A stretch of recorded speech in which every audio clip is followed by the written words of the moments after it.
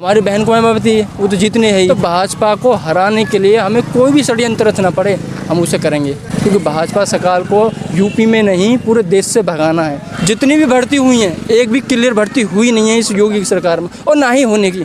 और मैं तो सिर्फ सभी जनता से एक बार यही कहना चाहूँगा, मैं ये नहीं कह रहा मेरे कहने से वोट दो, बस आप ये खुद देख लो कि अपना भविष्य और बच्चों का भविष्य बनाना तो बहन कुमार मायावती को लाना होगा। सबसे पहले मैं आपके लिए बहुत बहुत धन्यवाद करता हूँ। मेरा नाम चंद्रमान है, इसी गांव का रहने वाला हूँ। तो आप मुझसे क्या क्वेश्चन करो बताइए।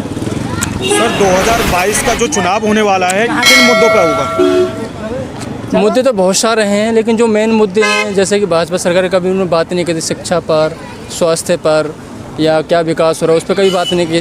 क्या है, सिर्फ राम मंदिर। मेरे गाँव के पास मेरे मंदिर आप सामने देख रहे हो, मैं दिखा दीजिए एक बार मंदिर। ये गाँव मैं इनसे कहूँगा हमारे गाँव में ये मंदिर बना है, इस मंदिर सब तक कितना इनकम कमा है, क्या इससे फ़ायदा हुआ है, क्या फ़ायदा मैं पूछना चाहता हूँ। मुझे हमें कैसे विश्वास राम मंदिर बना है उसमें करोड़ों रुपया लग रहा है, उससे क्या फ़ायदा होगा? कुछ फ़ायदा नहीं होने का। इंसान पढ़ेगा लिखेगा कि ना पढ़ो लिखो बनो महान जग में होगा तुम्हारा राम। महात्मा बुद्ध हैं, गौतम बुद्ध हैं और तुम्हारे क्या बोलेंगे बाबा साहब हैं जिन्होंने संविधान लिखा है। तो उन्होंने क्या बोला, मैं ये नहीं मानना कि कुछ लोग कहते हैं कि भगवान है नहीं, मैं इस पर डिपेंड नहीं करता, बट मैं ये कह रहा हूँ अपने देखिए इंसान जैसा कर्म करेगा वैसा फल मिलेगा। भाजपा संग्राम आप देखा, मेरे अभी यहाँ पर वोट पड़ी थी प्रधानी की, जब वोट की प्रधानी की बात पड़ रही तो जीत गए, कुछ समय बाद देखा कि उनको हारा घोषित कर दिया गया। तो मैं ये कह रहा हूँ जितनी भी सारी पार्टी हैं, हमारी बहन को मायावती वो तो जीतनी है ही जहाँ तक मेरी उम्मीद है, और 1% नहीं जीतती है तो भाजपा को हराने के लिए हमें कोई भी षड्यंत्र रचना पड़े हम उसे करेंगे, क्योंकि भाजपा सरकार को यूपी में नहीं पूरे देश से भगाना है। क्योंकि इसकी सरकार में जाते जैसे मैं बड़ा हुआ जिससे आई हुई है सरकार, सबसे ज़्यादा इसमें बलात्कार हो रहे हैं। योगी बोलते हैं कि योगी गुंडा को हमने सब भगा दिया, जब योगी जी शायद मेरे हिसाब से खुद गुंडे हैं तो वो किसको भगाएंगे? ठीक है, तो मैं यही कह रहा हूँ कि भाई सरकार को बदलना हो, और इस सरकार को बदलने के लिए हमें कुछ भी करना पड़े भाजपा के, हम इस सरकार को हटाना। सर बात करें सोशल मीडिया पे एक गाना चल रहा है, जो राम को लाए हैं हम उनको लाएंगे। ये बिल्कुल ठीक है, गाना चला, मैं भी गया था, मोदी को जो मतलब रैली हुई थी उसमें मैं भी गया था। लेकिन लोग, मैं ये देखने गया था कि मोदी की जो रैली हो रही है उसमें लोगों को मतलब दिल से जा रहे हैं या मन से जा रहे हैं, मैं ये देखने गया था। तो मैं भी जैसे गया वहाँ योगी जी भाषण दे रहे थे, बहुत सारे नेता थे, कुछ नेता तो ऐसे रहे कि हिटक का भाषण दे रहे थे, उनको यही नहीं मालूम कि हम क्या बोल रहे हैं, किससे संबंधित बोल रहे हैं। जैसे कभी भी विकास का, रोजगार का, पढ़ाई का मामला था तो सब मैंने देखा रैली में, मोदी की रैली में ऐसे हाथ हो रहे थे। इसका मतलब है कि नहीं हुआ कुछ भी, लोग जानते इस चीज़ से वंचित हैं। जैसे मोदी जी आए, अभी मेरे पास वीडियो है, मैं सबूत के तौर पर दिखा भी सकता हूँ आपको।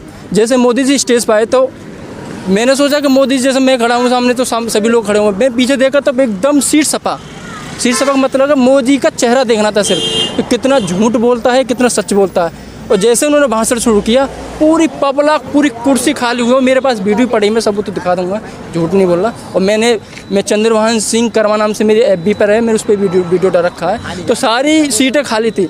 तो उससे सिद्ध हो गया कि भाजपा सिर्फ हवा में बात कर रहा है, सरकार अब किसी भी हालत में आनी है नहीं। बहन को मायावती की सबसे पहले सरकार है, उसके बाद सेकंड नंबर पर सपा की सरकार आएगी यदि 1% बहनवती मायावती नहीं होती है। तो ये तो एक अफवाह बना रखा है, भ्रमित लोगों कर रखा है कि मोदी लहर, मोदी कुछ भी लहर नहीं है।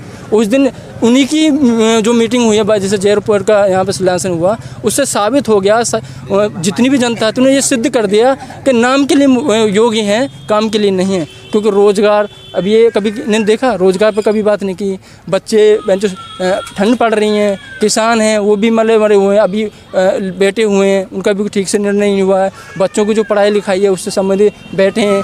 जितनी भी भर्ती हुई हैं एक भी क्लियर भर्ती हुई नहीं है इस योगी की सरकार में और ना ही होने की। अभी ये बोल रहे हैं कि एयरपोर्ट आएगा रोज़गार मिलेगा, पापा पहले जो पिछली भर्ती उनको दे दो। ये लोग 0 नंबर पे खाता खुलवा के 500 रुपये डलवा के तुम अपने सरकार के उसका काम चला रहे हो, बैंकों का दूसरों को फ़ायदा कर रहे हो। 15 लाख आएंगे, कौन से 15 लाख आ गए? अब इन्होंने कभी श्रम राशन कार्ड बना रहे हैं, कभी आयुष्मान मंगा रहे हैं। मुझे ये बता दो इससे फ़ायदा क्या होने वाला है? इंसान यदि की डेड भी हो जाती है, क्या बोलते हैं, बीमा होता है, उसके लोगों को पता है क्या धक्का खाना पड़ता है। और उसके लिए मैं बताऊँ इससे अच्छा तो LIC में आप ज्वाइनिंग करो तो बेटर है। मैंने कर नहीं रखा, बट मैं बता रहा हूँ बहुत अच्छा है। ये ना, ये तो उफंगन की सरकार है, ये चूतिया मन।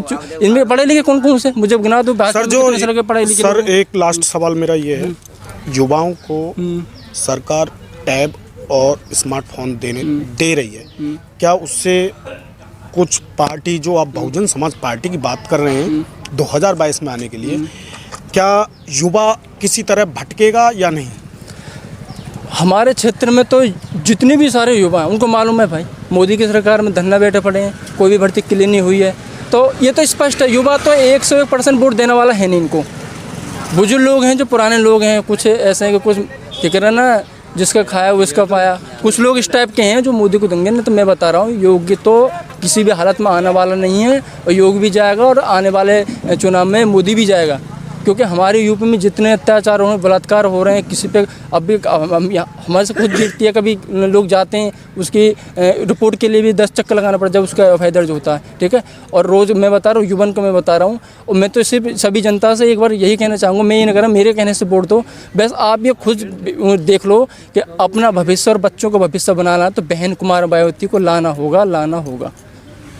तो ये देख रहे थे हमारे चैनल पर आप चुनावी चर्चा। अगर आपने हमारे चैनल को सब्सक्राइब नहीं किया है तो चैनल को सब्सक्राइब करें, बेल आइकन दबाएं। ग्रेटर नोएडा से राजकुमार समीर खान के साथ।